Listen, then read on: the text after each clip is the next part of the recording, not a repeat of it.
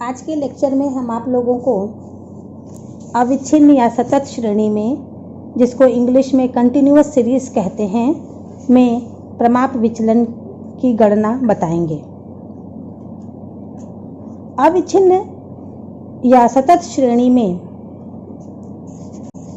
जो प्रश्न दिया रहता है वह वर्ग अंतराल में दिया रहता है, जैसे 0 से 10, 10 से 20, 20 से 30।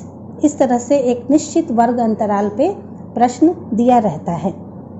सतत श्रेणी में गणना करते समय सर्वप्रथम हमें इस वर्ग अंतराल से मध्य बिंदु या मध्य मूल्य को ज्ञात करना पड़ता है। मध्य बिंदु या मध्य मूल्य ज्ञात करने के लिए हम वर्ग अंतराल की उच्चतम और निम्नतम सीमा को जोड़कर 2 से विभाजित कर देते हैं। जो मूल्य आता है उसको हम मध्य मूल्य या मध्य बिंदु कहते हैं। मध्य मूल्य या मध्य बिंदु ज्ञात कर लेने के पश्चात हम इसमें वही सूत्र और वही प्रक्रिया अपनाते हैं जो हम विच्छिन्न श्रेणी में प्रमाप विचलन की गणना करते समय अपनाते हैं, अर्थात small sigma equal to under root sigma FD square upon n। इसमें सवाल को कैसे हल करना है, सूत्र की व्याख्या क्या है, यह सब कुछ आप हमारे पिछले लेक्चर में, जिसमें हमने विच्छिन्न श्रेणी में प्रमाप विचलन की गणना बताया है, उसमें जाकर देख सकते हैं। यहाँ पर हम आपको केवल वर्ग अंतराल से मध्य मूल्य ज्ञात करना बता दे रहे हैं। एक प्रश्न लिखिए, निम्नलिखित श्रेणी से प्रत्यक्ष विधि द्वारा समांतर माध्य और प्रमाप विचलन का गुणांक ज्ञात कीजिए। एक प्रश्न नोट कीजिए, निम्नलिखित श्रेणी से प्रमाप विचलन की गणना कीजिए।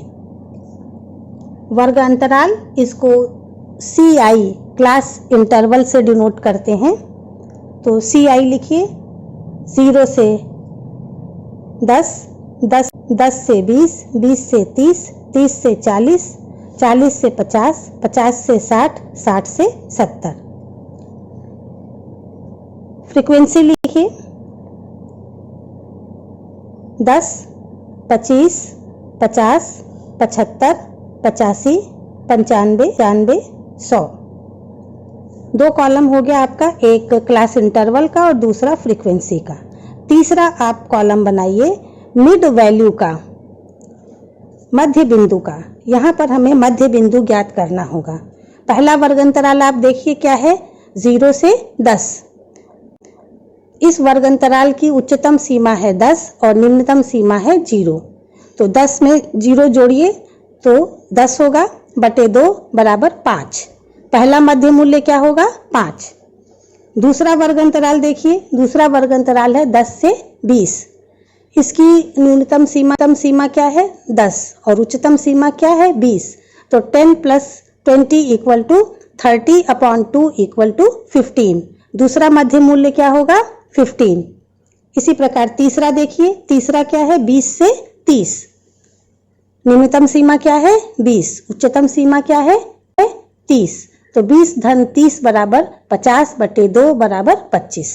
इसी तरह से आप पूरे का निकाल लीजिए। अंतिम है 70 से 80, उसको भी इसी तरह से जोड़कर 2 से भाग दे दीजिए। अब आप क्लास इंटरवल वाले कॉलम को बिल्कुल भूल जाइए। फ्रीक्वेंसी देखिए और मध्य मूल्य का कॉलम देखिए। इसको देखकर आपको लगेगा कि यह बिल्कुल वैसा ही प्रश्न है जैसा कि विच्छिन्न श्रेणी में होता है। और अब आगे की पूरी गणन प्रक्रिया वैसे ही चलेगी जैसे विच्छिन्न श्रेणी में प्रमाप विचलन निकाला जाता है। सूत्र भी वही है, अर्थात small sigma under root sigma FDX square upon n। इसको देखने के लिए आप हमारा पिछला वीडियो, जिसमें हमने विच्छिन्न श्रेणी में प्रत्यक्ष विधि से प्रमाप विचलन निकालना बताया है, उसको देख लीजिए। इस प्रश्न में एक और नई चीज है जिसे हम आपको बताना चाहेंगे कि आप फ्रीक्वेंसी वाले कॉलम को देखिए। यहाँ पर आप देख रहे होंगे कि फ्रीक्वेंसी एक निश्चित क्रम में बढ़ती जा रही है। 10, 25, 50, 75, 85, 95 और 100।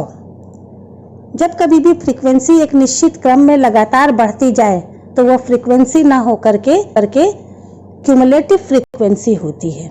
इस प्रश्न में दी गई फ्रीक्वेंसी ना हो करके क्यूमुलेटिव फ्रीक्वेंसी है, बारंबारता न होकर के संचयी बारंबारता है। सवाल को हल करने में सबसे पहले आप इस संचयी बारंबारता में से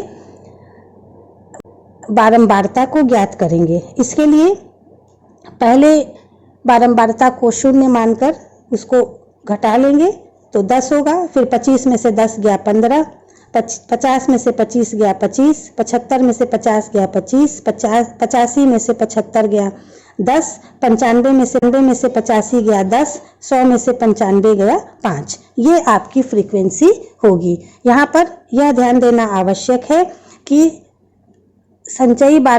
अंतिम संचयी बारंबारता और उसका योग दोनों एक बराबर होता है। Thank you.